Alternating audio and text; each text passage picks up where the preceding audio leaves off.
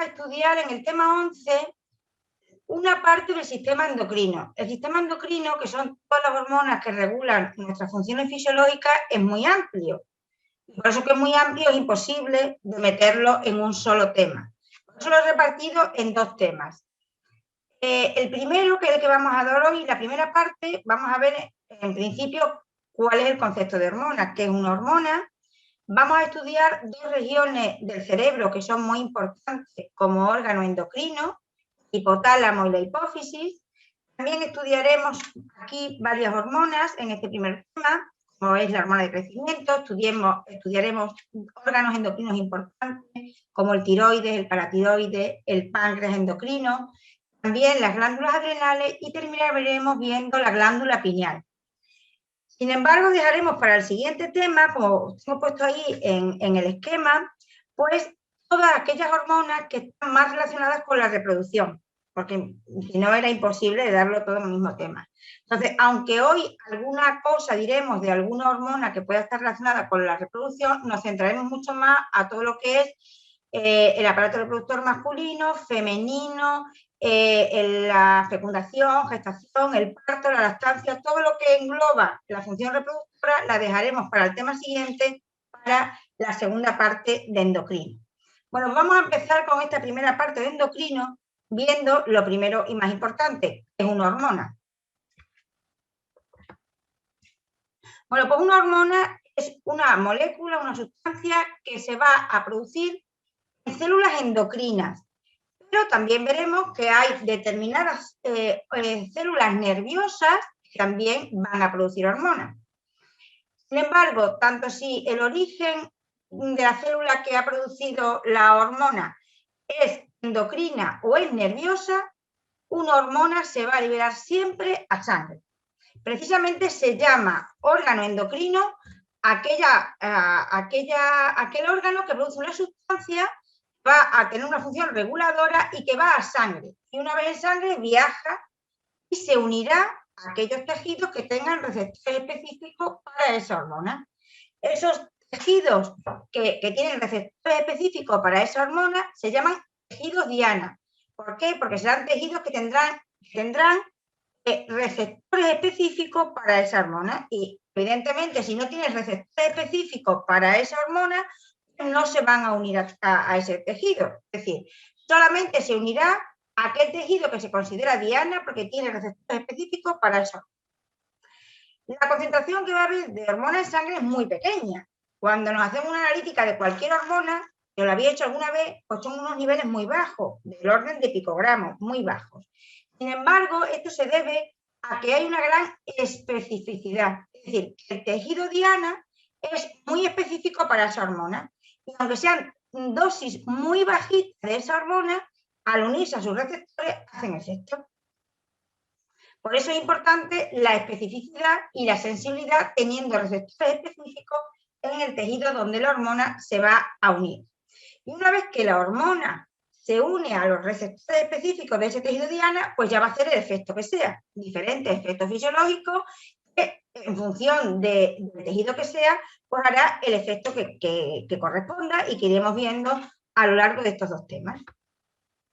Vamos a empezar con esa estructura nerviosa que es donde se realiza una importante función endocrina. Se llama integración neuroendocrina, que va a haber tanto células endocrinas como células de origen nervioso que van a producir hormonas. Y es lo que se llama el hipotálamo y la hipófisis, dos zonas importantísimas que tenemos en nuestro cerebro. Entonces, el hipotálamo va a producir una serie de hormonas que van directamente a sangre y otras que regularán las hormonas que se producen en la hipófisis. Hipófisis que, como os indico ahí, tiene tres partes: la neurohipófisis, la adenohipófisis y la parte intermedia de la hipófisis. Cada una de esas tres partes pues, producirán diferentes hormonas. En el caso, por ejemplo, de la neurohipófisis, pues son células nerviosas, tanto en el hipotálamo como en la neurohipófisis, se liberarán, irán luego a la sangre y harán la función en los tejidos dianas que sean.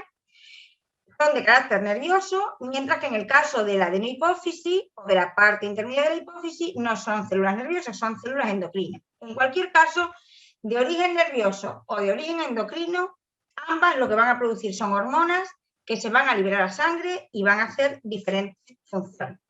Y además una cosa importante, algunas de las hormonas que aquí se producen se van a unir a tejidos diana, a tejidos que tienen receptores para esas hormonas, que a su vez esos tejidos van a producir otras hormonas. Por ejemplo, para que lo entendáis, ahí en la adenohipófisis, en una parte de la hipófisis, se va a producir la hormona que regula el tiroides. ¿Vale? Muy bien, ahí se produce la hormona que regula el tiroides. Esa hormona que regula el tiroides va a sangre, viaja en sangre y llega hasta el tiroides. En el tiroides, que es un órgano endocrino, produce otras hormonas, la T3 y la T4, las hormonas tiroideas. Es decir, que hay veces que las hormonas viajan en sangre, estas que se han originado en el sistema nervioso, y ¿qué pasa? Que llegan a un tejido que además ese tejido es endocrino y ese tejido vuelve a producir otras hormonas. Lo iremos viendo a lo largo del tema. Bueno, pues por ejemplo, vamos a empezar con lo que ocurre en la neurohipófisis. En una de las partes de la hipófisis llega la información de hormonas que se han producido en el hipotálamo, en otra región cerebral, se liberan en la neurohipófisis y de ahí se vierten a sangre. Es decir, ha habido células nerviosas que han producido hormonas. Una de ellas es la oxitocina. Esta, aunque la veremos en reproductor, la he querido aquí mencionar ya porque es una hormona de origen nervioso, ¿vale? Entonces, la oxitocina, una hormona muy importante en reproducción, ya la veremos también en el capítulo siguiente, pues es la hormona que está relacionada con la salida de la leche de la mama. No con la producción de leche, sino con la salida de la leche de la mama. Es decir, cuando el niño succiona el pezón, estos estímulos táctiles de la succión del bebé en el pezón de la madre hace que mande una señal al cerebro y el cerebro produzca esta hormona. Esta hormona va a sangre, llega a la mama y hace que se libere la leche. Es decir, con un solo roce del pezón del niño, casi sin chupar, ya salga la leche. Eso es una manera de facilitar que el niño vaya a poder comer bien, aunque no tenga mucha fuerza para succionar. Y además, muy sensible el pezón a la liberación de oxitocina. También esta hormona la estudiaremos cuando estudiemos el parto, porque es la hormona que induce las contracciones uterinas. Esta hormona se libera cuando la persona se pone de parto y es la que induce las contracciones del parto. De hecho, cuando una persona, por ejemplo, rompe agua, ya lo estudiaremos, y no se pone de parto y hay que provocarle el parto, lo que le pone es un gotero de oxitocina para aumentar esas contracciones uterinas y que se ponga de parto. Y también esta oxitocina, decimos que se produce a nivel cerebral, es decir, de origen nervioso, las células que lo producen, pues también se produce, por ejemplo, durante el coito, durante la excitación sexual, se libera oxitocina. Y esas contracciones uterinas también favorecen el ascenso de los espermatozoides, ya lo estudiaremos en el reproductor, hasta las trompas de falopio, que es donde se produce la fecundación, donde se produce la unión óvulo-espermatozoide. Esto lo estudiaremos en más profundidad en la clase de la semana que viene. Y también veremos, por ejemplo, la semana que viene, cómo algunos, los espermatozoides, las células reproductoras masculinas, también llevan parte de otras sustancias que favorecen esas contracciones uterinas para favorecer el ascenso de los espermatozoides hasta las trompas de falopio, que es donde es la fecundación. Bueno, pues otra de las hormonas que también se produce a nivel nervioso, en células nerviosas del hipotálamo y que se liberan en la neurohipófisis, en una de las partes de la hipófisis, es la ADH, también conocida como hormona antidiurética. Se llama hormona antidiurética o también se llama vasopresina.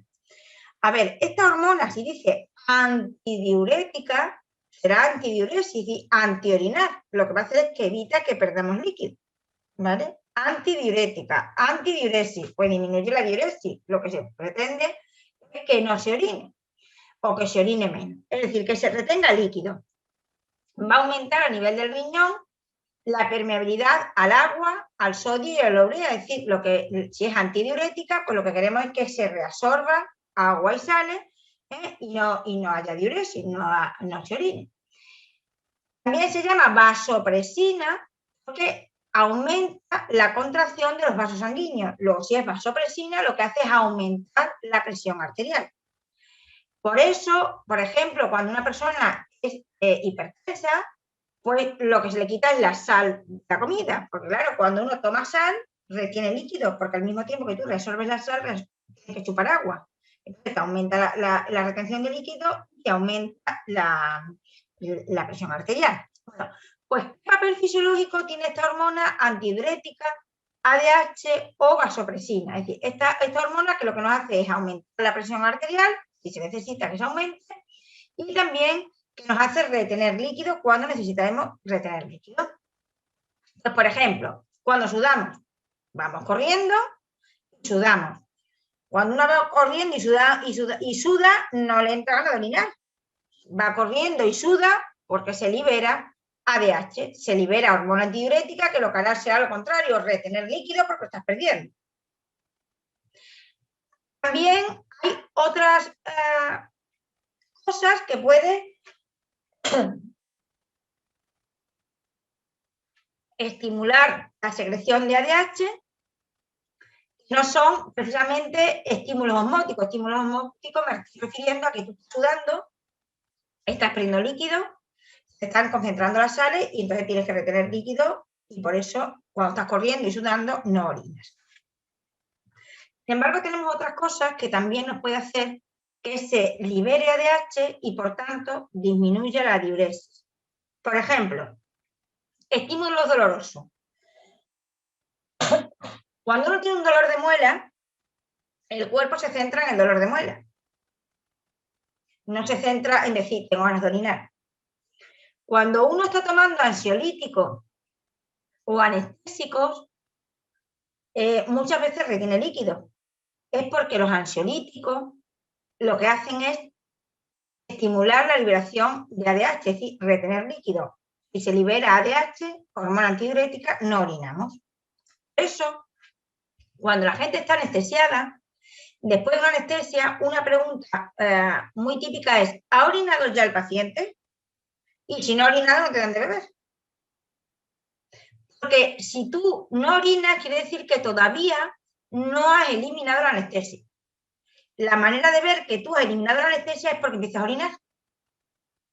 Porque mientras que tú tengas anestesia en tu sangre, se está estimulando la liberación de ADH, hormona antidiurética, y por tanto no orinas. Ahora lo contrario. Factores que aumentan que orinemos más.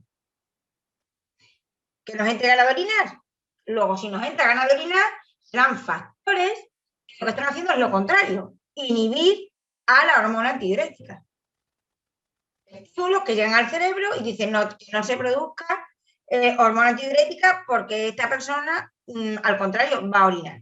El frío. Cuando tenemos frío orinamos mucho más que cuando tenemos calor. La lluvia, tú escuchas lluvia y es un estímulo que te entra ganas de orinar. El alcohol, nada más que hay que ver los botellones. La gente está en los botellones, la gente joven está en los botellones bebiendo y orinando. Porque el alcohol aumenta las ganas de orinar, aumenta la diuresis porque inhibe la secreción de ADH. Luego, si no se nos inhibe la producción de ADH, no tenemos hormona antidiurética, pero lo que hacemos es orinar. Por eso viene la resaca. Cuando uno toma mucho alcohol, ha orinado mucho por acción de ese alcohol, ¿no? Entonces, de alguna manera, digamos, se ha deshidratado. De ahí viene al día siguiente los dolores de cabeza, porque las meninges, la membrana que protege el cerebro se quedan secas, etc. Pero es que también al día siguiente la gente está deshidratada. Estos chicos que se van de botellón y que están continuamente bebiendo durante muchas horas y que están orinando mucho, se van a casa y al día siguiente se levantan fatal, están deshidratados, nada más que tienen sed, para reponer líquido, ganas de beber agua y con un dolor de cabeza espantoso. Yo, por ejemplo, a mis alumnos les digo, después de un botellón o una fiesta, o por ejemplo un fin de año, nunca os vayáis a casa sin desayunar, nunca os acostéis sin desayunar, porque antes de acostarse hay que reponer líquido y hay que hacer un buen desayuno para reponer líquido y las sales que se han perdido de orinar. Y no vayáis a decir que la profesora de fisiología dice que cuando uno sale de huelga tiene que acostar después de desayunar y que tiene que dar hasta la hora de desayunar de fiesta. Pero sí es cierto que si se van a casa después de haber hecho un buen desayuno, el despertar va a ser mejor y también eso va a repercutir en la familia. Sobre todo, pues imaginaros en fiestas de Navidad, llegan hechos polvo y luego tienen que poner buena cara en la mesa familiar. Pues yo les aconsejo que hagan un buen desayuno, se acuesten ya bien desayunados para reponer todo lo que han perdido y al día siguiente pues se levantarán mucho. Luego hay un tipo de diabetes que no tiene nada que ver con la diabetes que conocemos, que ya lo estudiaremos después, de la glucosa y de la insulina, es otro tipo de diabetes que se llama diabetes insípida. Y esa diabetes insípida está relacionada con un problema de liberación de esta hormona. La diabetes insípida es una deficiencia en la liberación de ADH, es decir, el cerebro no produce bien hormona antidiurética. Continuamente la persona tiene sed y está continuamente orinando, pero una orina muy diluida porque está bebiendo y orinando, bebiendo y orinando. Eso se llama diabetes insípida, que no tiene nada que ver con la diabetes que se conoce de la insulina, sino que está relacionada con una deficiencia en la producción de ADH. Entonces, estas personas tienen lo que se llama poliuria, mucha orina, y polidipsia, mucha sed y orina mucho por deficiencia de la hormona ADH. Bueno, tenemos también la parte intermedia de la hipófisis, otra parte del cerebro que produce una hormona, es la MSH, que es la hormona estimulante de los melanocitos, es la hormona que hace que nos pongamos morenos. Esa hormona estimulante de los melanocitos, que por ejemplo se va a estimular con el sol, pues lo que hace es que células de la piel produzcan melanina, que es un pigmento que hace que nos pongamos la piel morena. ¿Vale? Luego vamos a pasar a otra parte de la hipófisis, que es la adenohipófisis. Adenohipófisis o parte anterior de la hipófisis. Aquí se van a producir muchísimas hormonas. Y todas son, aunque es un tejido nervioso, ahí vamos a tener células endocrinas. Y además, aquí se van a producir muchas hormonas que regulan otros órganos endocrinos que están en otras partes del cuerpo. Bueno, pues aquí, por ejemplo, nos produce la hormona de crecimiento, que la veremos ahora, hormona que estimula el tiroides, y luego veremos qué pasa en el tiroides, qué hormonas se producen en el tiroides. También veremos la hormona que regula las glándulas adrenales, veremos qué pasa con las glándulas adrenales, etc. Y luego tenemos también aquí que se nos van a producir muchas hormonas relacionadas con la reproducción y la lactancia. Esas ya las veremos en el tema siguiente. Pues vamos a ver aspectos generales de la hormona de crecimiento, una de las hormonas que se ha producido ahí en esas células endocrinas del cerebro, de la hipófisis. Pues la hormona de crecimiento, como su nombre indica, es aquella que se va a producir, la que va a producir pues, que haya un crecimiento celular y de tejido, y por tanto que haya un crecimiento de todo lo que son los ácidos nucleicos y las proteínas, que crezcan esos tejidos. Bien, esta hormona de crecimiento no se va a producir siempre igual. Evidentemente se va a producir a edades tempranas, durante la adolescencia y la pubertad y hasta la juventud. Luego ya pues dejamos de crecer. Esa hormona de crecimiento que se produce pues desde la pubertad hasta la juventud, bueno, se va produciendo evidentemente desde el nacimiento hasta aproximadamente pues los 20 años, una cosa así. En el varón, las mujeres dejan de crecer un poco antes, pero bueno, digamos que hasta la juventud, hasta los 20 años se sigue produciendo hormona de crecimiento sustancialmente, más en edades más tempranas. No se produce igual todo el día, sino que fundamentalmente la hormona de crecimiento cuando más se va a producir es por la noche. Hay 2 o 3 pulsos de producción, de pico de producción de hormona de crecimiento, fundamentalmente durante el sueño profundo, cuando estamos dormidos. ¿Qué pasa? Que antiguamente, cuando un niño tenía fiebre, pues cuando tenemos fiebre todos dormimos más, porque además el sueño es lo mejor para reparar el organismo y para potenciar el sistema inmunológico. Pero un niño se acostaba con la angina y estaba 3 o 4 días a lo mejor, o con una infección de lo que fuera, y estaba 3 o 4 días acostados con fiebres altas, y cuando se levantaba de la cama tenía el pantalón corto. Entonces las abuelas decían, es que esas fiebres son para crecer. A ver, no es que esa fiebre fuera para crecer, pero el niño había crecido por la fiebre, no por la fiebre en sí, sino porque esa fiebre le había inducido muchas más horas de sueño y le había estado muchas más horas de sueño profundo, tanto por el día como por la noche, no solo por la noche, sino había estado dormido todo el día, pues el niño había producido más hormonas de crecimiento. Pero para que un crecimiento sea óptimo, No solamente es necesario tener la hormona de crecimiento bien, el tiroides también está relacionado con el crecimiento, lo tenemos que tener bien. El páncreas tiene que producir suficiente insulina, los niños diabéticos, aunque genéticamente fueran a tener una talla, siempre van a tener menos talla si son diabéticos desde pequeños, porque los niveles altos de glucosa disminuyen la hormona de crecimiento. Y también importantísimo el estado nutricional, es decir, tener unos niveles de glucosa en sangre adecuados, tener una alimentación adecuada, tener el tiroides bien, todo eso junto a la hormona de crecimiento nos va a permitir tener un crecimiento óptimo. Bueno, pues lo que hace la hormona de crecimiento es a nivel de la sangre favorecer que salga glucosa de los depósitos, es decir, que cuando el niño vaya a crecer tenga glucosa, tenga reservas. Por eso los niños que comen mal y tienen pocas reservas, pues crecen más lentamente.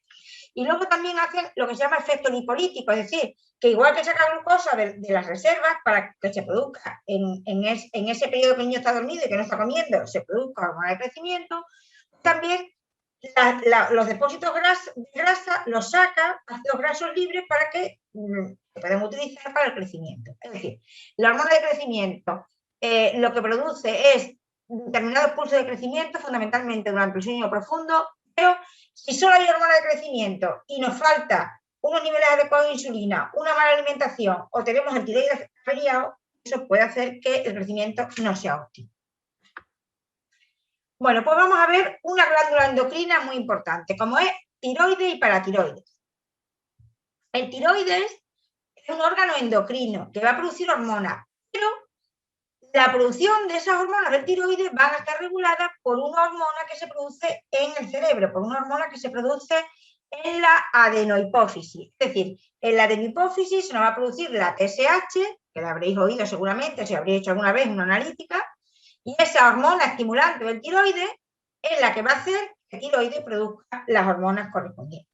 Es decir, algunas veces las hormonas, como yo decía, de la adenohipófisis actúan en un órgano endocrino que a su vez produce otras hormonas. Bueno, vamos a ver para qué nos sirve el tiroides. El tiroides sabéis que es un órgano que está por delante de la tráquea, por debajo de la laringe, que nos recubre lo que se dice por el cuello, como si tuviéramos un pañuelo en el cuello puesto.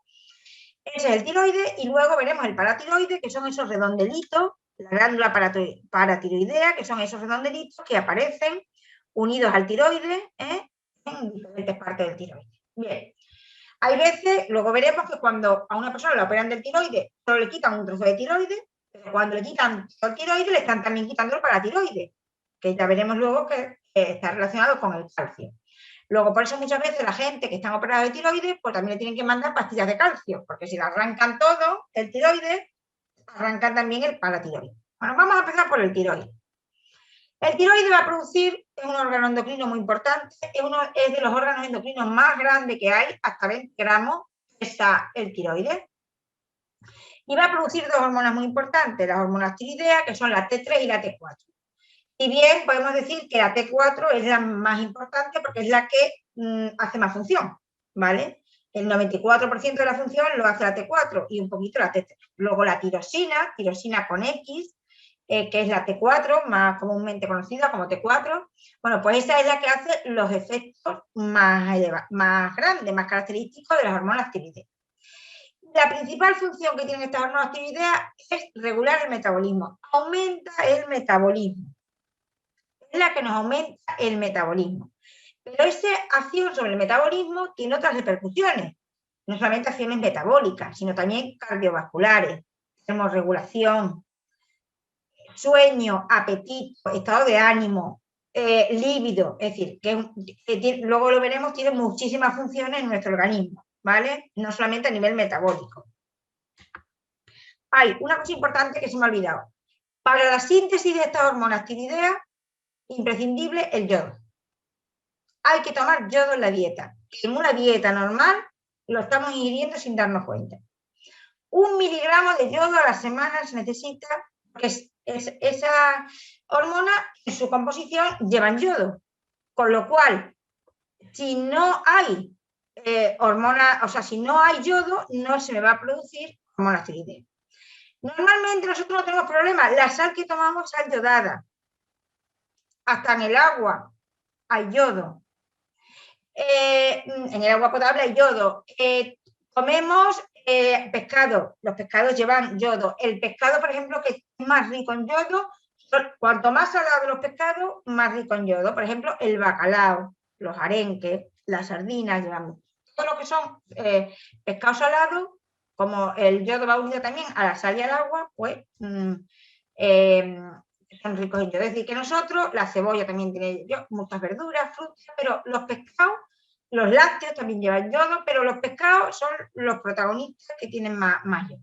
Nosotros no tenemos problema. Ese miligramo de yodo a la semana que necesitamos, lo estamos tomando simplemente con la sal que echamos en la cocina, vamos, que lo estamos tomando sin problema. Pero hay veces que el tiroides se fastidia y entonces produce patologías.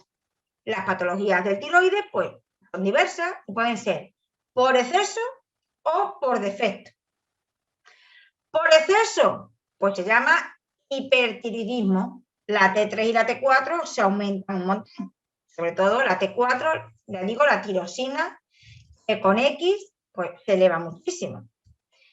¿Qué pasa con esto? Bueno, hemos dicho que la T4 regulaba el calor corporal, el estado de ánimo, la libido, los movimientos gastrointestinales y, por supuesto, el metabolismo.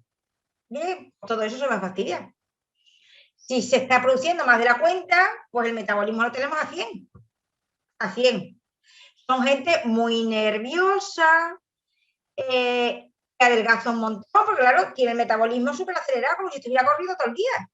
Luego, por mucho que coma, es como si estuviera quemando todo el día, porque estuviera corriendo todo el día, pues ahí empieza a adelgazar. Los síntomas es que la gente empieza a adelgazar muy rápido. Se siente muy nervioso, muy irritado, incluso le cuesta dormir, tiene insomnio.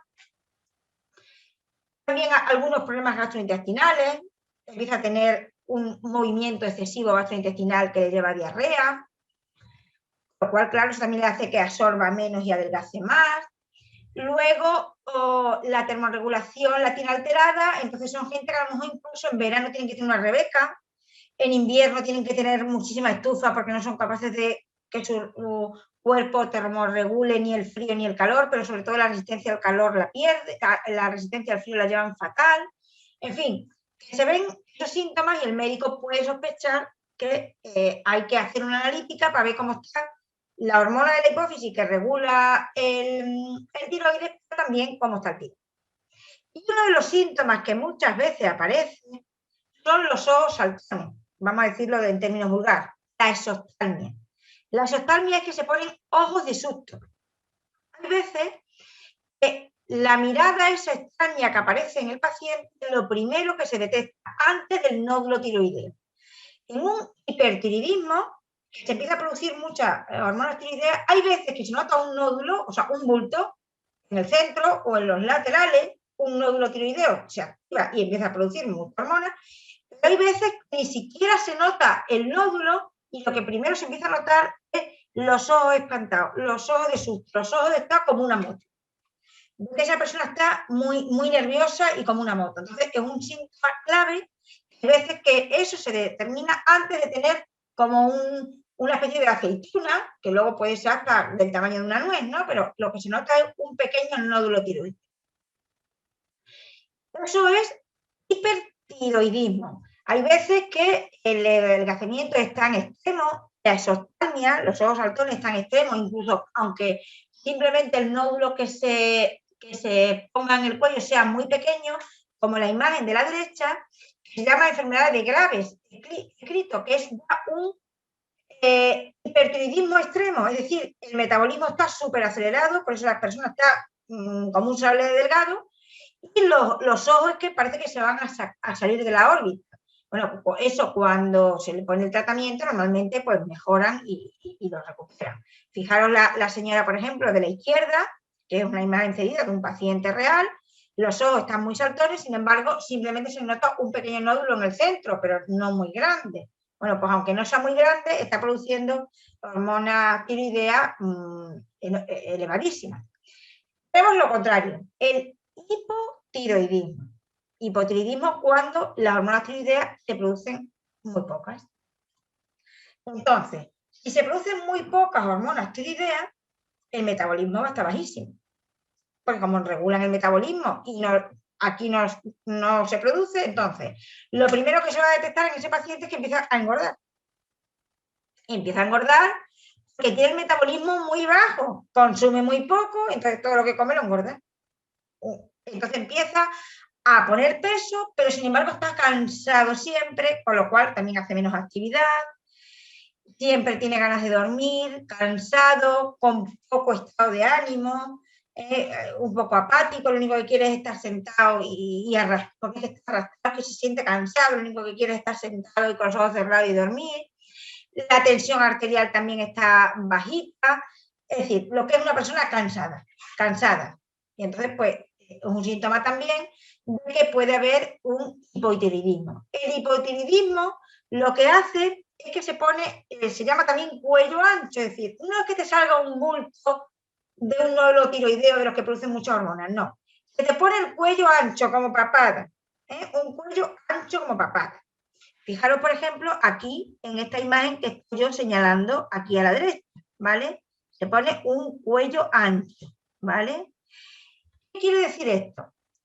Pues como el tiroides está regulado por una hormona que se produce en la cabeza, claro, el cuerpo que nota que en sangre hay muy pocas hormonas tiroideas. Entonces, la hormona que se produce aquí estimula el tiroides, pues empieza a bombardear el tiroides para la hormona que regula desde la hipófisis empieza a liberarse, para estimular al tiroides a que produzca. Pero como el tiroides se ha estropeado, no produce tanta llegada de hormonas de la hipófisis estimulando al tiroides a que se atrofie la glándula. Y por eso se forma ese cuello ancho.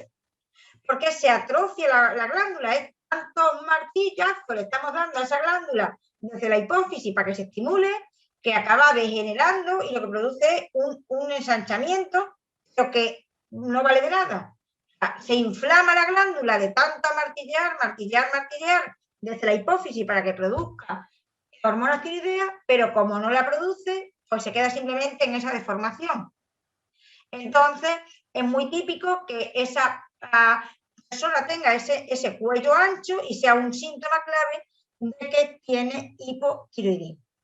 Y cuando este hipotiroidismo, es decir, esta bajada de hormonas tiroideas se produce durante el estado fetal, es decir, una madre que es hipotiroidea, se tienen que poner hormonas tiroideas durante el embarazo, porque si no, como ella no tiene hormonas tiroideas, el feto tampoco las va a transmitir y ese feto no va a crecer adecuadamente.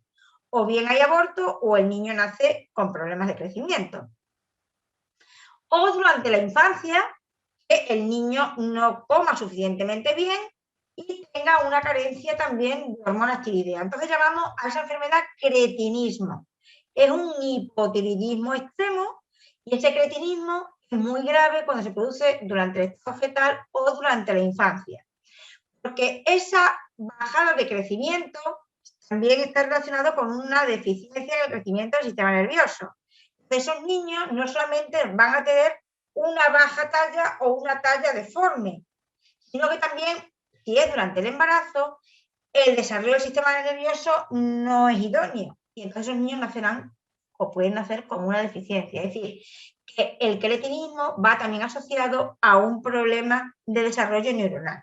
Y por tanto, serán las personas que tengan cretinismo durante el embarazo, pues serán personas que van a nacer no solamente con un crecimiento somático inadecuado, sino también con un crecimiento neuronal inadecuado.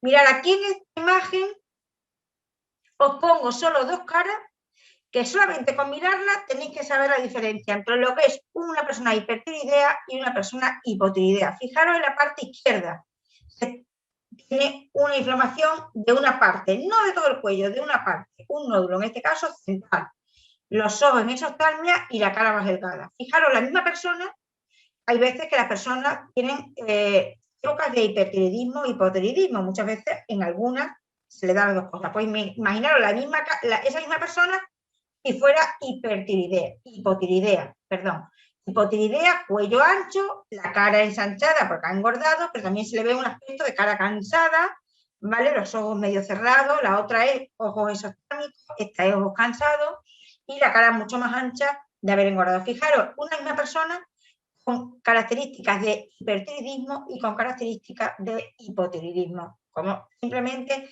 un buen médico de atención primaria que acude a la consulta con esas facciones, antes de hacer la analítica puede ya sospechar y con lo que la persona le cuente por dónde pueden ir los tiros. Una cosa que es curiosa, porque ocurrió aquí en nuestra región, en Extremadura, en la zona de las Urdes, en los años 20, cuando Alfonso XIII visitó las Urdes, es que era una zona donde había un cretinismo endémico. Una endemia es una enfermedad que se da en una región determinada y que a toda la población la afecta, o a una gran parte de la población. Bueno, pues ahí había mucho cretinismo, porque en las urdes durante el invierno se quedaban aislados en la parte donde nevaba y no llegaban, no podían bajar al pueblo, entonces se quedaban aislados y el agua que bebían era el agua del deshielo, que tenía muy poco yodo. Por esa zona de las urdes que quedaban, además las carreteras eran malas, quedaban un poco aislados, ¿no? Durante mucho tiempo en invierno. Entonces, ¿qué pasaba? El acceso era difícil y era una población que quedaba pescado ahí, comían poco y entonces había poco yodo. Entonces, cuando vino Alfonso XIII en su caballo y visitó las urdes, claro, todo el mundo salía a recibirle. Y muchos, una gran porcentaje de la población, pues tenía cretinismo, porque además era una zona donde formaban pareja y se casaban, pues si no eran parientes cercanos, eran primos primero o primos segundo, es decir, que esa enfermedad se iba transmitiendo de generación en generación, entonces todos tenían cretinismo. De hecho, hoy día es una zona donde todavía, porque hay factores genéticos que todavía tardan varias generaciones en desaparecer, pues se han encontrado algunos porcentajes más altos de ansiedad, de depresión, de problemas neurológicos, sobre todo de depresión y también cambios de estado de ánimo y algunos índices de suicidios mayores que en otras regiones de Extremadura. Todo es porque ese cretinismo endémico tarda, por ejemplo, 3 o 4 generaciones en desaparecer. Cuando ya, bueno, pues la gente empieza a formar pareja y a tener hijos con gente de fuera del pueblo. Pero en esa época había un cretinismo endémico. Entonces, es una anécdota de que Alfonso XIII comentó que nunca había visto que le salieran a recibir tantos niños. No eran niños que le salían a recibir. Fijaros las fotos que os pongo ahí, que aunque tienen cara de niños, pero se ven que esa cara indica que hay un retraso tanto neuronal como somático. No son cuerpos muy bajitos que parecen niños, pero por la expresión de la cara se ve que son mayores, ¿no? Entonces, fijaros, por ejemplo, pues esa señora, el cuello tan ancho que tiene aquí en la derecha, de un hipotiroidismo ya después de toda la vida, incluso la niña también. Y todas estas personas que parecían con cara de niños, pues eran mayores, lo que pasa es que tenían cretinismo. Bueno, pues relacionado con el tiroides, esta glándula paratiroides, que son esos botones que hemos dicho que está pegado a lo largo del tiroides. Cuando te quitan un nódulo tiroideo, te quitan el nódulo tiroideo, como te quedan parte del tiroides, te quedan algo de paratiroides. Pero si te quitan todo el tiroides, que hay veces que te lo quitan entero, pues también te están quitando el paratiroides, otra glándula importante que produce hormonas. Entonces, bueno, pues lo mismo que tienen luego que mandan pastillas, las hormonas tiroideas, también te tienen que mandar pastillas de calcio, porque la regulación del calcio la has perdido. Y es que es muy importante la regulación del calcio y del fósforo en nuestro cuerpo, porque el calcio y el fósforo son dos elementos indispensables para muchas funciones fisiológicas y para formar compuestos importantes en nuestro organismo. Entonces también va a haber dos hormonas que regulan cómo tenemos que absorber el calcio y el fósforo. Este calcio y el fósforo lo estamos absorbiendo a nivel intestinal y es muy importante también la vitamina D, tanto la del sol como la vitamina D que la tomamos en nuestra alimentación para la absorción de ese calcio. Fijaros que la recomendación diaria, la RDA es recomendación diaria, tanto de calcio como de fósforo, es de 0,8 gramos por día. O sea, lo tomamos en el calcio, pues en leche y en todos los productos lácteos, y el fósforo, pues fundamentalmente en los pescados, también en algunas carnes, en algunos embutidos, pero en los pescados es lo que es más rico. Y si queréis que os recomiende la alimentación más rica en calcio y en fósforo, si te tomas al menos una a la semana o 2 a la semana tienes ahí unas reservas muy buenas, son las sardinas en aceite. Primero, que sea aceite de oliva, aceite bueno. Una sardina que si compramos una lata de sardina que sea de calidad, con aceite de oliva virgen, no con otro tipo de aceite. Y luego, si son de esas sardinas finitas, que te comes la raspa, porque te la comes entera, pues es una fuente de calcio y de fósforo buenísima, pero buenísima. Mucho más si te tomaras 1 litro de leche al día. Con lo cual, ahora ya que estamos casi en época de primavera, verano ya, que vamos a empezar con buen tiempo, pues un tomatito rajado con las sardinas en aceite de una latita, o en bocadillo, o en una ensalada, viene fenomenal, ¿vale? Incluso para gente que no pueda tomar leche, porque tenga problemas con los lácteos, es un aporte riquísimo en calcio y en fósforo. Entonces, como el calcio y el fósforo son tan importantes en nuestro organismo, hay unas hormonas que regulan para que ni haya exceso ni haya poco, sino que tengamos los niveles óptimos de calcio. Porque como todo, por exceso es malo, pero por defecto también. Entonces, tenemos a la paratormona, que se produce en el paratiroide, en esta glándula paratiroidea, la PTH, es una hormona, lo que hace es sacar calcio del hueso. Es decir, cuando los niveles de calcio son bajos, pues saca calcio del hueso y aumenta los niveles de calcio en sangre. Claro, cuando somos jóvenes, pues no pasa nada, estupendo, que saque calcio del hueso que tenemos de sobra. Pero cuando somos mayores, que tenemos ya probabilidad de tener osteoporosis, que ya no tenemos tanto calcio, pues lo tenemos que tomar en la dieta, porque no nos lo puede sacar del hueso, porque entonces es contraproducente, ¿vale? Y luego tenemos la calcitonina, que hace lo contrario. Esa se estimula cuando las concentraciones de calcio son muy grandes en sangre. Cuando son muy grandes, pues para evitar que haya cálculos renales, etcétera, se libera esa calcitonina que se produce en el tiroides, en otras células diferentes a las que producen las hormonas tiroideas, y lo que hace es meter calcio en el hueso. Bueno, pues no pasa nada, o sea, nosotros ya a nuestra edad no vamos a tener exceso de calcio, pero hay veces que a lo largo de nuestra vida y hemos tomado más calcio de la cuenta, podemos tener altos niveles de calcio puntualmente en un momento, entonces rápidamente se libera esa hormona que lo que hace es guardar calcio en el hueso para cuando otra vez podamos necesitar. Bueno, pues otra hormona endocrina importantísima es las que se producen en el páncreas, es decir, un órgano endocrino muy importante es el páncreas. ¿Y por qué digo páncreas endocrino?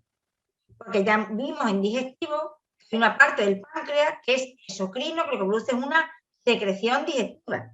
Hay una parte del páncreas que produce la secreción digestiva, que decíamos que producía todas las enzimas necesarias para digerir todo lo que comíamos. ¿Vale? Pues las lipasas, las proteasas, todo lo que comemos lo vamos a digerir gracias a esa secreción digestiva pancreática. Pero sin embargo el páncreas tiene otra parte endocrina y son células endocrinas que lo que producen son hormonas. ¿Cuáles son las dos hormonas que produce el páncreas? Pues una la insulina y otra el glucagón. La insulina, todo el mundo sabe que la insulina lo que hace es meter la glucosa de la sangre en la célula. Es decir, disminuye los niveles de glucosa en sangre. Lo que hace es que la glucosa que hay en la sangre la mete en la célula, la mete de reserva en la célula. Por tanto, nos disminuye, se dice que es hipoglucemiante porque nos disminuye los niveles de glucosa en sangre. Nosotros comemos y después de comer se libera insulina por el páncreas y lo que hace es que esa glucosa se mete a formar parte de los tejidos en tejidos de depósito, como pues, el músculo, el tejido adiposo, etcétera. ¿Para qué? Para que cuando luego no comamos y estemos de ayuno, pues esa glucosa salga y la utilicemos. Pero hay veces que esta insulina no se produce bien. Y entonces pues, surge la patología conocida por todos, que es la diabetes mellitus. Pero es que hay dos tipos de diabetes, hay que diferenciar. Una es la tipo 1, la juvenil, la que se da en niños pequeños, en edades tempranas, que es la diabetes tipo 1, que se llama juvenil o insulín dependiente, es decir, hay que pinchar insulina. Bueno, hoy día hay otros métodos, como en vez de pinchar ponerse una bomba, parche, pero al final, si la cosa no está muy regulada, la inyección es lo más efectivo. Aunque haya que llevar la bomba puesta con una cánula o un parche, es decir, toda la vida ese niño va a estar sujeto a inyectarse insulina de una manera o de otra. Aquí es que el páncreas está estropeado. Está estropeado y no produce insulina. Por tanto, hay que inyectarla o por el método que sea, por la bomba, por los parches, pero inicialmente hay que inyectarla. Porque además, en niños muy pequeños hay muchos cambios bruscos, con lo cual hasta que no llega ya a una edad juvenil, que no se estabiliza la pauta de insulina, pues hay que inyectar porque no siempre hay que inyectar lo mismo.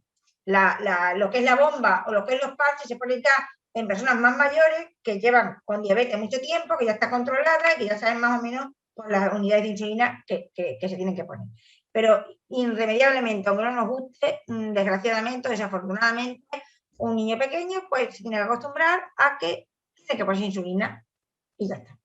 Bien, sin embargo, la insulina tipo 2, la adulta, la que aparece ya en personas más mayores, no es insulina independiente. Alguna vez puede llegar a serlo, pero de entrada no tiene por qué ser insulina independiente. Es decir, no necesita el pinchazo de insulina. Una persona puede empezar con 50 años a tener la glucosa alta, pero no llegar a tenerse que poner insulina hasta que no tenga 85 años, ¿vale? Porque la diabetes tipo 2 normalmente es no insulina independiente. Es decir, el páncreas se ha vuelto perezoso, produce poca insulina, pero produce algo. Lo que tenemos es que ayudarlo. Entonces, normalmente lo que se mandan son los antidiabéticos orales. Antidiabéticos orales, por supuesto, algo de dieta y algo de ejercicio. Ejercicio para quemar esa insulina, esa glucosa, dieta pues para ingerir menos azúcares y antidiabéticos orales que ¿qué es lo que hacen? Pues estimular a ese páncreas perezoso a que produzca algo más de insulina. Entonces, los antidiabéticos orales, aparte de estimular un poco el páncreas, ¿qué nos hace también? Pues hace que se disminuya la absorción de los azúcares. Claro, si los azúcares se eliminan y no se absorben, pues menos azúcares tenemos. Y también inhiben la producción de azúcares. Es decir, que los antidiabéticos orales nos ayudan a disminuir los niveles de glucosa. Entonces, aunque tengamos poca insulina, como tenemos menos niveles de azúcares, pues entonces los llevamos mejor. Por un lado, estimula el páncreas a que produzca un poquito más de insulina y por otro lado, disminuye lo que es la producción de azúcares y la absorción de azúcares.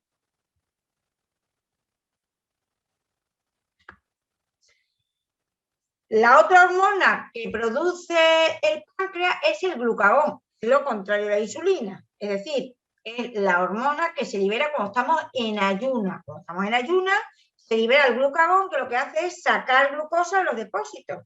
Tú estás en ayuno, no has comido, pues entonces, para que no te dé un desmayo y no te dé una hipoglucemia, ¿qué es lo que hace? Pues te saca de las reservas. Lo que hace es de que ese glucógeno que tú tienes reservado en las células, pues se convierta en glucosa y salga para afuera, y aumente la glucosa en sangre, lo contrario a la insulina. Hoy día lo que más preocupa no es la diabetes tipo 2, sino lo que se llama el síndrome metabólico, que cada vez está más de moda. Porque además cada vez afecta a gente de edades más tempranas, a lo mejor entre 20 y 40 años. Es decir, que gente con edades anteriores a lo que antes era normal una diabetes tipo 2. El síndrome metabólico se produce porque las células se vuelven resistentes a la insulina, es decir, se vuelven sordas a la insulina. Por mucho que se produzca insulina, como las células se vuelven sordas a la insulina y se les estropean los receptores, pues no son capaces de hacer caso a la insulina y por tanto hay mucha insulina porque se está produciendo continuamente insulina, pero como las células no hacen que la insulina actúe, la glucosa también sigue siendo alta en sangre.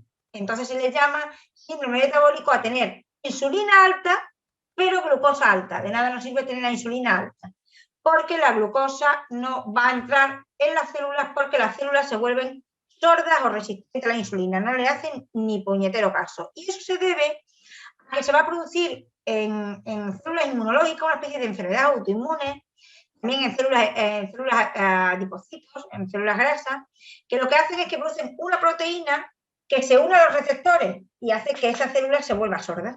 y entonces no determine efecto ninguno a la insulina, no le haga caso y no meta la glucosa dentro de la célula. O sea, aquí no solamente aumenta la insulina, aumenta también en sangre, en el síndrome metabólico también aumenta la insulina y la glucosa, pero es que además hay obesidad grande, hay niveles de triglicéridos grandes, la presión arterial también es elevada, niveles altos de colesterol HDL y también problemas cardiovasculares. Es una enfermedad seria porque es muy difícil de tratar y no se coge a tiempo. Con lo cual llega una persona rápidamente de obesidad a una obesidad severa, que luego con esos riesgos cardiovasculares pues va a traer otros efectos secundarios que pueden ser peligrosos. Entonces, cuando se sospecha que hay un síndrome metabólico, hay que tratarlo con mucha más severidad que una diabetes tipo 2. Se llama ahora enfermedad de la opulencia porque se da sobre todo en gente más joven que está acostumbrada a comer fuera de casa, mucha comida de estas de grasas muy saturadas, comida precocinada o comidas altas en grasa, como pueden ser pues, mucha hamburguesería, pizzerías, bocadillos, etc. De hecho, por ejemplo, en Estados Unidos pues hay muchos índices de síndrome metabólico alto en edades tempranas. Otra de las glándulas que producen también hormonas son las glándulas adrenales, que se sitúan por encima de los riñones. Tenemos dos, una encima de cada riñón. Y aquí también tiene diferentes zonas. La parte de dentro es la médula y la parte de fuera, que es la corteza, que también tiene diferentes zonas. Y en cada una de ellas se van a producir hormonas importantes desde el punto de vista fisiológico para nuestro cuerpo. Por ejemplo, en la parte de la médula, pues nos van a producir catecolaminas. Las catecolaminas son neurotransmisores del sistema nervioso central, como por ejemplo la dopamina relacionada, si tenemos los niveles de dopamina bien, no vamos a tener Parkinson. Y tenemos también catecolamina, adrenalina y noradrenalina, que son también neurotransmisores y también son hormonas producidas por el sistema nervioso simpático, este que hablábamos que regulaba todas las funciones vegetativas de nuestro cuerpo. En la parte de la corteza suprarrenal, pues según la zona, se nos van a producir también hormonas importantísimas. Por ejemplo, la aldosterona, que a nivel del riñón, pues es la que interviene en la resorción de agua, de sodio y la excreción de potasio, es decir, el balance hidroelectrolítico de nuestro cuerpo. En otra zona de la corteza se nos producen los corticoides. Los corticoides los necesitamos en nuestro cuerpo. Son hormonas de estrés que se liberan cuando estamos estresados y que regulan determinadas funciones fisiológicas y son importantes, ¿vale? Y que también van a estar regulados por hormonas que vienen de la hipófisis. Estas hormonas de estrés, pues nos van a aumentar los niveles de glucosa en sangre, cuando uno se estresa le aumentan los niveles de glucosa, y a dosis farmacológica, no a dosis fisiológica, pues estos corticoides son broncodilatadores, por ejemplo, los inhaladores que nos tomamos cuando tenemos alergia, para broncodilatar los bronquios, son antiinflamatorios. Tengo una urticaria, se me inflama la piel y me echo una pomada con corticoides. Y son también inmunosupresores a dosis farmacológica. Imaginaros cuando a una persona le hacen un trasplante, le ponen corticoides para evitar el rechazo, ¿vale? Entonces los corticoides son buenos desde el punto de vista fisiológico, pero desde el punto de vista farmacológico solamente debemos de tomarlos por prescripción facultativa, porque son buenos a dosis farmacológica, pero con una misión determinada y durante un tiempo determinado. Un colirio con corticoides no me lo puedo echar cada vez que quiera, tiene que ser siempre por prescripción facultativa, porque son tratamientos que tienen que durar X tiempo mientras que sean efectivos, porque luego los efectos secundarios que pueden tener pueden ser peores. Y luego también aquí, en estas glándulas suprarrenales, se nos van a producir las hormonas sexuales masculinas, los andrógenos, la testosterona, y que se va a producir tanto en el varón como en la hembra. Las mujeres también producimos testosterona y la producimos en esas glándulas y la producimos durante toda la vida. Por eso, cuando llega la menopausia, que perdemos los estrógenos, eso ya lo veremos cuando tenemos reproducción, se nota más el efecto de esa testosterona que estamos produciendo en las glándulas suprarrenales. Nos puede salir algún pelillo en la barbilla, la voz nos puede poner un poco más bronca, de ahí los chistes de que las suegras tienen siempre mucho carácter, etc. Porque esas hormonas masculinas se producen tanto en hembras como en varones en las glándulas suprarrenales. Hay dos patologías por exceso y por defecto de cortisol. Una es por exceso de cortisol, que es el síndrome de Cushing. Os pongo ahí las caras típicas, se le llaman cara de luna, porque se le ponen muy hinchadas las caras, con mucha hinchazón, muy gordo. Fijaros, un niño y un adulto, se le llama cara de luna, porque se le pone la cara muy inflada. Fijaros la señora de la foto, la obesidad abdominal y sin embargo las piernas y los brazos delgados, es obesidad abdominal. Lo mismo que le pasa, claro, el hinchazón en los perros, que es muy frecuente, el Cushing por exceso de cortisol. Parece que están preñados los perros, claro, si es un varón, pues no, un macho no está preñado, pero si es una hembra, se puede pensar que está preñada, ¿vale? Se le inflama el abdomen, incluso puede tener que se le caiga el pelo por esa zona y le aparezcan moratones. Es muy típico también en estos animales que están siempre como con apetito, en las personas también, por eso engordan mucho, porque los corticoides dan apetito. Entonces son síntomas claves de que puede haber un exceso de cortisol. Normalmente estos pacientes tienen la tensión alta y también niveles de azúcar en sangre altos y pues lo único que, como se está produciendo mucho cortisol, lo que hay que poner es inhibidores de ese cortisol en el tratamiento. Sin embargo, lo contrario, que falte cortisol es otra enfermedad, la de Addison. En este caso es que las glándulas suprarrenales no producen cortisol. Entonces, lo que se nota mucho es que la gente empieza a adelgazar, se siente fatigado y hay debilidad muscular, y lo que más se caracteriza es por el tono de la piel. La piel se vuelve como morena, pero no el moreno bonito de cuando nos ponemos morenos al sol, sino más bien como un color grisáceo, como amoratado. Como, por ejemplo, los labios, como cuando alguien padece del corazón que se le ponen más bien como violeta, pues este color moreno feo, ¿vale? Color moreno, pero a grisáceo, amoratado. También ocurre en la boca y en las encías. Toda la parte, igual que las uñas y las manos, o sea, los dedos de las manos y de los pies, aumenta la pigmentación, como veis en esas fotos, también las encías se ponen oscuras. Es un síntoma de deficiencia de cortisol. Y aparecen muchas manchas en la piel, sobre todo también en la cara, se ponen como manchas oscuras, no un moreno homogéneo, sino moreno amanchonado, ¿no? Entonces, esto ocurre porque al mismo tiempo que se produce esa deficiencia en cortisol, se estimula la producción de melanina. Se produce la producción de melanina, entonces, por eso en determinadas zonas de la piel aparecen esas manchas. Era una enfermedad que tenía Kennedy.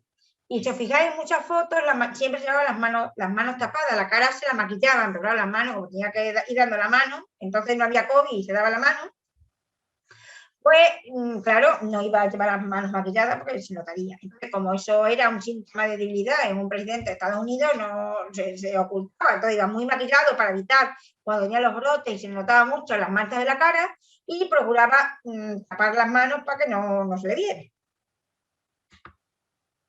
Bueno, y ya para acabar el tema, muy rápidamente, dos diapositivas de otra glándula importante a nivel del cerebro que produce una hormona muy importante. La glándula se llama glándula pineal y la hormona que produce es la melatonina. Esta melatonina, que es una hormona que se va a producir fundamentalmente por la noche, porque por el día se me ha olvidado poner la luna. Ahora me estoy dando yo cuenta, se me ha olvidado la diapositiva, poner la luna, las prisas. Bueno, pues como si estuviera puesta. La luz hace que el triptófano que tomamos pase a serotonina por el día, que nos activa y nos pone felices, y por la noche, pues esa melatonina lo que nos induce es el sueño y se activa en oscuridad. Entonces, los primeros filósofos, o sea, los primeros fisiólogos, que eran filósofos todos, pues consideraron que la glándula pineal era el sitio del alma, porque se la quitaba a un animal y el animal decía que se volvía loco, que ni dormía ni comía, se volvía loco, no sabía muy bien dónde estaba. Claro, es que estamos quitando el reloj biológico, porque la melatonina es el reloj biológico que controla nuestro organismo. Por eso se volvía loco el animal. Luego, hoy ya sabemos porque es un órgano secretor de una hormona muy importante que no solamente regula el ciclo sueño-vigilia, sino que también tiene otra... es que tenía la presentación en forma de animación, no me había dado cuenta. Produce otra serie de funciones muy importantes que las vamos a ver en la diapositiva siguiente. Mirad, lo primero que se conoció es que Y es la que regula el sueño, pues frente al insomnio. La gente muchas veces toma melatonina para prevenir el insomnio. Pero también como antidepresiva, mucho mejor que un antidepresivo, porque lo antidepresivo al final crea adicción y la melatonina es una hormona natural de nuestro cuerpo, que por la edad dejamos de producirla, porque con la edad se pierde la capacidad de producir melatonina. Entonces empezamos a tener pues, achaques como son el insomnio, el estado de ánimo un poco más decaído. Envejecemos, claro que envejecemos, porque la melatonina es antioxidante y con la edad, pues nos vamos oxidando, la melatonina deja de producirse en cantidades suficientes. ¿Qué pasa? ¿Que si tomamos melatonina vamos a ser siempre jóvenes? No, pero vamos a tener un envejecimiento mejor. También antiestrés, moduladora del sistema inmunológico. ¿Por qué? Porque también hemos dicho que la noche, el sueño, potenciado por melatonina, ayuda a potenciar el sistema inmunológico. Y además, la hormona melatonina es una hormona inmunomoduladora. Luego, entonces, potencia el sistema inmunológico. También para combatir el jet lag, que los desfases horarios de los viajes transatlánticos, los primeros que hace 20 y tantos años empezaron a tomársela aquí en España, fueron la gente que trabajaba en aviación, que tenían que hacer vuelos enormes, descansaban un día y tenían que volver. Cuando eso ocurre, necesitas al menos 2 días para que tu reloj biológico se controle. Entonces empezaban a tomarse melatonina para evitar ese jet lag o desfase horario de vuelos transatlánticos. En humanos no, pero en animales también ayuda a la reproducción. En función de que ese animal tenga reproducción, o sea, preñez larga o preñez corta, la melatonina lo que regula es para que siempre la reproducción, las crías nazcan en primavera para que haya más supervivencia. También se ha visto efecto antiinflamatorio. Nosotros, por ejemplo, hemos hecho un proyecto con fibromialgia, donde la toma de melatonina disminuía la inflamación que se producía en estos pacientes. Y también es antioxidante. Sin embargo, en células tumorales se las carga porque produce una explosión oxidativa, es decir, protege como antioxidante las células normales, pero las células tumorales, al contrario, le induce un estrés oxidativo y se las carga porque potencia el estrés oxidativo que se las carga. Luego, también se utiliza mucho en tratamientos oncológicos o ayudante a la quimioterapia. Nosotros tenemos estudios y estamos desarrollando un proyecto donde damos la melatonina en cultivos celulares de diferentes líneas tumorales, ponemos melatonina con diferentes quimioterápicos, potencia el efecto quimioterápico, es decir, protege a la célula normal, pero ayuda al quimioterápico a cargarse antes a la célula tumoral. Y también ayuda mucho con los efectos secundarios de la quimioterapia y de la radioterapia. Entonces, hay muchos oncólogos que ponen tratamiento coayudante con melatonina para que la calidad de vida de ese paciente durante ese tratamiento sea mejor. Y lo último ya es que hoy día se está también estudiando el efecto de una bajada brusca de melatonina en edades tempranas con enfermedades como esquizofrenia, Parkinson, Alzheimer, es decir, que también parece ser que en enfermedades neurodegenerativas que también al final llevan un defecto en la cognición, pues el aporte de melatonina unido a la medicación normal que se le ponga, pues parece que también está ayudando. Y son las últimas investigaciones que se están haciendo sobre otros efectos colaterales que pueda tener esta hormona melatonina. Bueno, pues con esto terminamos el tema y seguimos con endocrinos más orientados a la reproducción en el tema de la semana que viene. Un placer, buenas tardes.